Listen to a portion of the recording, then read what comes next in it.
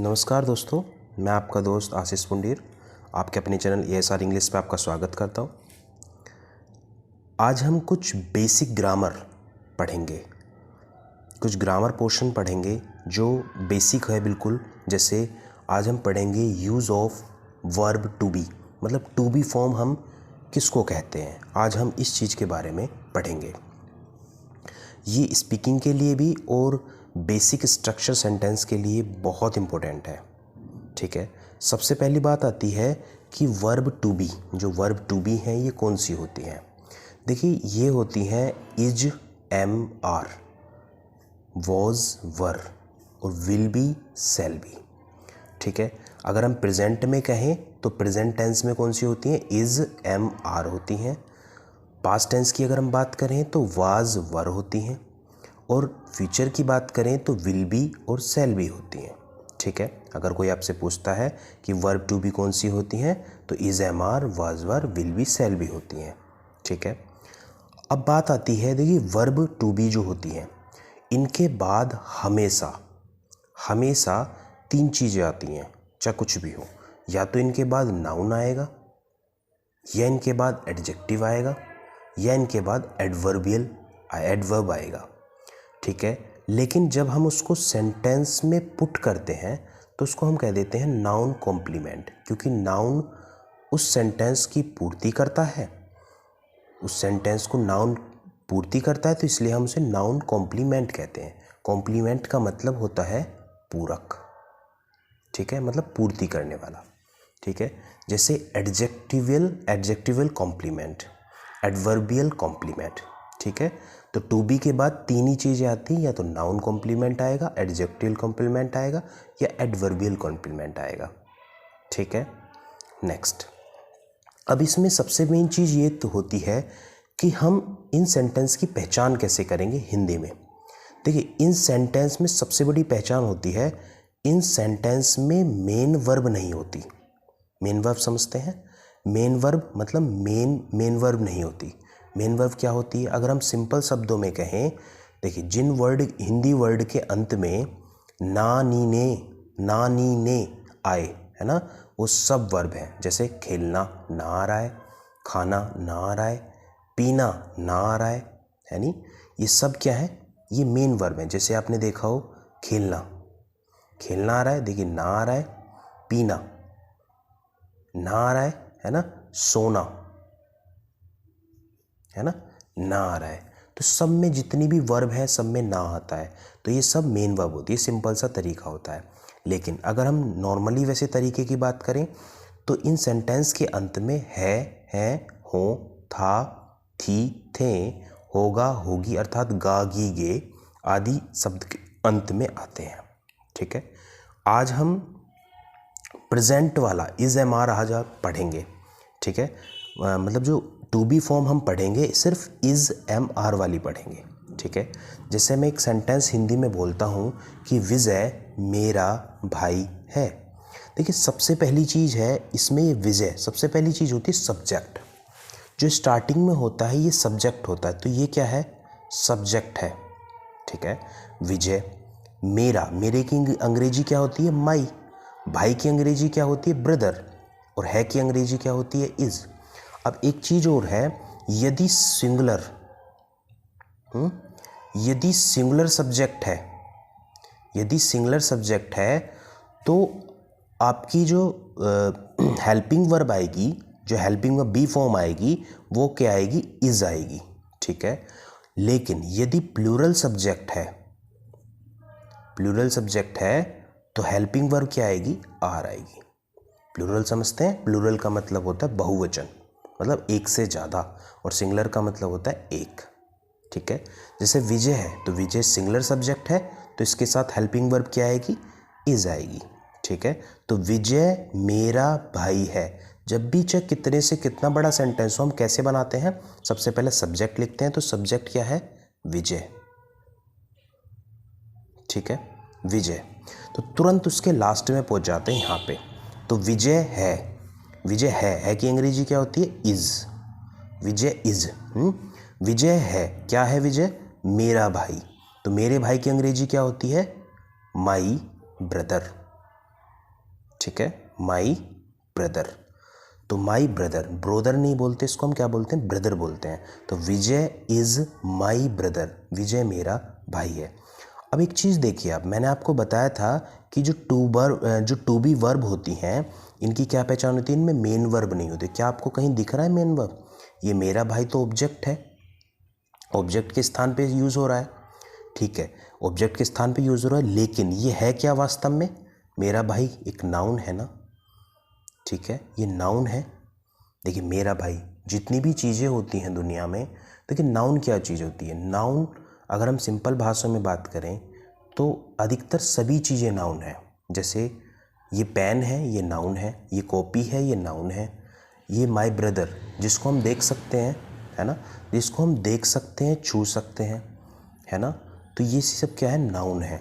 तो ये विजय is my brother, ये नाउन के स्थान पर हो रहा है यूज़, तो इसको हम क्या कहेंगे, नाउन कॉम्प्लीमेंट है, ठीक है। मैंने बताया था कि ये जो बी फॉर्म होती है, इस बी फॉर्म के बाद, ये बी फॉर्म है ना, इस बी फॉर्म के बाद में हमेशा नाउन यूज़ होता है, या एडजेक्टिव यूज़ होता है, या आपका एडवर्ब यूज़ होता है। तो विजय इज़ माय ब्रदर, विजय मेरा भाई है, तो भाई कौन है, आपका नाउन है। तो ये नाउन कॉम्प्लीमेंट है, क्या है, नाउन कॉम्प्लीमेंट है, ठीक है। जैसे नेक्स्ट देखिए, लड़के कमरे में नहीं हैं। तो लड़के कैसे हैं, ज़्यादा हैं, लड़का होता तो सिंगुलर होता, लड़के ज़्यादा हैं, प्लूरल हैं, तो लड़के को इंग्लिश में क्या कहेंगे, बॉयज़, ठीक है। और बॉयज़ के साथ जब ज़्यादा है तो आप क्या यूज़ करेंगे, आर यूज़ करेंगे। तो बॉयज़ आर, तो कमरे में नहीं है, तो यहाँ पे तुरंत पहुँच गए, है ना, बॉयज़ आर, और उसके साथ नहीं है तो क्या आएगा, नॉट, बॉयज़ आर नॉट, है ना। कमरे में की इंग्लिश क्या होगी, इन द रूम, ठीक है। अब देखिए ये क्या चीज़ होती है, ये क्या होती है, ये होती है बी फॉर्म। मैंने आपको बताया कि बी फॉर्म के बाद या तो नाउन कॉम्प्लीमेंट आएगा, या एडजेक्टिवल कॉम्प्लीमेंट आएगा, या एडवर्बियल कॉम्प्लीमेंट आएगा, लेकिन यहाँ पे नाउन तो है नहीं, ठीक है। ये जो पूरा वर्ड है इसको हम बोलते हैं एडवर्बियल कॉम्प्लीमेंट। क्यों बोलते हैं अब इसे एडवर्बियल कॉम्प्लीमेंट, वो हम इसलिए बोलते, देखिए एडवर्ब, अगर हम सिंपल, आगे हम एडवर्ब भी पढ़ेंगे, लेकिन अभी मैं समझने के लिए इस चीज़ को बता देता हूँ एडवर्ब क्या चीज़ है। देखिए एडवर्ब जो भी वर्ड, कोई सा भी वर्ड, जो भी वर्ड एक जगह को बताए, किसी भी स्थान को, जगह को बताए, वो एडवर्ब होता है। जैसे इन the room, in the corner, in the school, ठीक है। जैसे हेयर, HERE, हेयर, हेयर माने यहाँ, देयर, देयर, ये भी आपके एडवर्ब होते हैं। तो ये क्या होते हैं, एडवर्बियल कॉम्प्लीमेंट होते हैं। तो boys are not in the room, ठीक है। नेक्स्ट सेंटेंस देखते हैं, वे यहाँ नहीं हैं। तो वे की अंग्रेजी क्या होती है, दे, THEY, दे। अब वे ज़्यादा होते हैं, प्लूरल होते हैं, तो दे के साथ क्या आएगा, आर आएगा। यहाँ पर नहीं भी है तो फिर हम यूज़ करेंगे नॉट, दे आर नॉट, है ना। वे यहाँ नहीं है, यहाँ की अंग्रेजी क्या होती है, हेयर, ठीक है, हेयर होती है। और हेयर क्या होती है, हेयर क्या चीज़ है यहाँ पे, हेयर है आपका एडवर्बियल कॉम्प्लीमेंट, एडवर्बियल कॉम्प्लीमेंट है ये, ठीक है, समझ में आया। तो क्यों है ये, क्योंकि ये स्थान को बता रहा है कि वे लोग जो हैं, कोई भी वे हो सकते हैं, यहाँ नहीं है, तो दे आर नॉट हेयर। ये क्या है, हेयर मतलब जगह को बताता है, हेयर, देयर, है ना, इन the room, in the corner, in the school, ये सब क्या है, एडवर्ब होते हैं ये, ठीक है। जैसे नेक्स्ट सेंटेंस है, वे बहुत चतुर हैं, दे, ठीक है, और इसके साथ आप क्या यूज़ करेंगे, आर, दे आर, वे हैं, क्या हैं वे, बहुत चतुर। बहुत चतुर की अंग्रेजी क्या होती है, वेरी क्लेवर, ठीक है। देखिए अब इसमें क्या है, ये बी फॉर्म है, ये तो बी फॉर्म है, और इस बी फॉर्म के बाद जो क्लेवर होता है ये क्या होता है, एडजेक्टिव। तो इसको हम बोलते हैं एडजेक्टिवियल कॉम्प्लीमेंट, ठीक है। देखिए अब बात करते हैं हम एडजेक्टिव की। देखिए एडजेक्टिव को हिंदी में हम विशेषण बोलते हैं। विशेषण मतलब जो विशेषता बताएं, तो ये जो विशेषता बताते हैं उसको हम एडजेक्टिवल कॉम्प्लीमेंट बोलते हैं, ठीक है। तो they are very clever, clever का मतलब होता है चतुर। देखिए चतुर की किसकी विशेषता बता रहा है, उनकी बता रहा है, वे की, है ना। तो चतुर कौन है, ये सब्जेक्ट ही तो चतुर है, सब्जेक्ट कौन है, वे। तो ये जो क्लेवर है ना, ये एक विशेषता बताता है कि वे चतुर हैं, वे बुद्धिमान हैं, है ना, वे हैंडसम हैं, वे सुंदर हैं। तो ये सब क्या चीज़ें, वर्ड क्या होते हैं जो विशेषता बताएं सब्जेक्ट की, वो एडजेक्टिव होते हैं। तो एडजेक्टिवल कॉम्प्लीमेंट होते हैं, ठीक है। नेक्स्ट,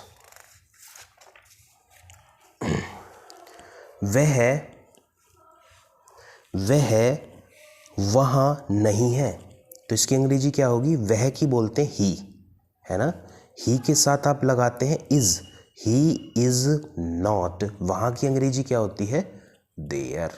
तो आपको पता चल गया देयर, है ना। तो देयर क्या हो गया, ये एक आपका एडवर्बियल कॉम्प्लीमेंट हो गया, ठीक है। नेक्स्ट देखिए, क्या ये लड़के ईमानदार हैं। देखिए अब सेंटेंस आते हैं इंटेरोगेटिव सेंटेंस। इंटेरोगेटिव सेंटेंस दो तरह के होते हैं, एक तो क्या से स्टार्ट होते हैं, शुरू में क्या आता है, लास्ट में क्वेश्चन मार्क आता है, ठीक है। और जिनके बीच में कौन, किसकी, कितना, है ना, ये शब्द आ जाए, सब जब सेंटेंस के बीच में कौन या सेंटेंस के बीच में क्या वर्ड आ जाए तो वो WH टाइप सेंटेंसेस होते हैं, मतलब बीच में कौन, क्या, किसकी वर्ड आ जाते हैं, ठीक है। लेकिन अगर शुरू में आते हैं तो हम उसे कैसे बनाते हैं, तो देखिए क्या के तुरंत बाद जो होता है वो आपका सब्जेक्ट होता है, ठीक है। आप सब्जेक्ट को देखिए, ये लड़के, जब सब्जेक्ट ज़्यादा होगा तो आप उसको बोलेंगे, तब उसके साथ हम हेल्पिंग वर्ब क्या लगाएंगे, आर का यूज़ करेंगे। ये लड़के ईमानदार हैं, ये लड़के ज़्यादा हैं, तो आप क्या यूज़ करेंगे, आर, ठीक है, आर, है ना। ये लड़के मतलब these boys, are these boys. और ईमानदार को क्या कहते हैं, ओनेस्ट, ठीक है। होनेस्ट नहीं बोलते इसको, हम क्या बोलते हैं, ओनेस्ट। इसमें एच साइलेंट होता है, ये साइलेंट होता है। तो आर दीज बॉयज ओनेस्ट, और लास्ट में क्वेश्चन मार्क जरूर लगाते हैं, ठीक है। जैसे नेक्स्ट, क्या वह तुम्हारा मित्र है, तो क्या बोलेंगे, वह है, तो ये ही आ गया इसके लिए, लेकिन ही तो सिंगल है, सिंगुलर है, तो आप इसके लिए क्या लगाएंगे, इज ही योर फ्रेंड, क्या वो तुम्हारा दोस्त है, is he your friend, question mark, ठीक है। इनको हम ऐसे बनाते हैं, समझ में आया। जैसे अब आते हैं WH टाइप। देखिए जब आपके सेंटेंस के बीच में कौन, किसकी, क्या जैसे वर्ड आ जाएं तो उन्हें हम WH टाइप बोलते हैं। तो उन सेंटेंस को सबसे पहले बनाते हैं, जो बीच में कौन होता है उसको सबसे पहले लिखते हैं। तो ये जो WH टाइप में कौन की अंग्रेजी होती है हु, WHO हु, है ना। वह कौन है, तो ये सब्जेक्ट तो आपका यही है, सब्जेक्ट तो ये है, और सब्जेक्ट सिंगुलर है, और सिंगुलर के साथ आप क्या यूज़ करते हैं, हेल्पिंग वर्ब इज का यूज़ करते हैं। तो हु सबसे पहले इसको लेंगे, हु इज, हु के साथ इज, और फिर इसको लेंगे सब्जेक्ट को, हु इज ही। तो इसका स्ट्रक्चर क्या होता है, सबसे पहले WH वर्ड लेंगे, उसके बाद आप हेल्पिंग वर्ब लेते हैं, और उसके बाद आप सब्जेक्ट लेते हैं, और सब्जेक्ट के बाद ही जो कुछ बाकी बची हुई चीज़ है ऑब्जेक्ट लेते हैं, ठीक है।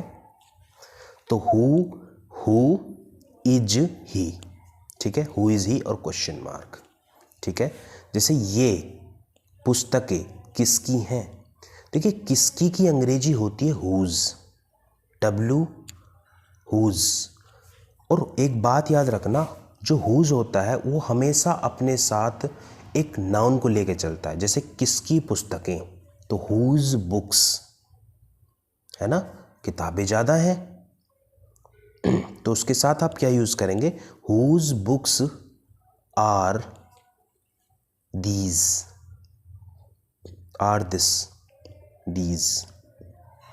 हुज बुक्स आर दीज, ठीक है, हुज बुक्स आर दीज, ठीक है, क्वेश्चन मार्क, ठीक है ना। जैसे यह कितना दूध है, देखिए दूध जो होता है उसकी एक क्वांटिटी होती है। देखिए जब जैसे कोई लिक्विड चीज़ है तो लिक्विड चीज़ की जो क्वांटिटी होती है उसको हाउ मच से यूज़ करते हैं, ठीक है। अगर लिक्विड है कोई चीज़, जैसे लिक्विड चीज़ है तो उसके लिए यूज़ करते हैं हम हाउ मच, ठीक है। लेकिन अगर किसी की मतलब जिसकी आप गिनती कर सकते हैं, जैसे लड़के या आपकी गाड़ियाँ, तो उसके लिए यूज़ करते हैं आप हाउ मैनी, ठीक है। तो देखिए कितना दूध, कितने दूध के लिए आपको पता है बीच में आ रहा है, तो कितना दूध का मतलब हाउ मच मिल्क, कितने का मतलब होता है यहाँ हाउ मच मिल्क, है ना। How much milk is this, ठीक है। और एक बात और याद रखना, जो लिक्विड फॉर्म में चीज़ें होती हैं वो हमेशा सिंगुलर होती हैं। लिक्विड चीज़ें, लिक्विड थिंग्स जो होती हैं वो क्या होती हैं, हमेशा सिंगुलर होती हैं, ठीक है। ठीक है, थैंक यू।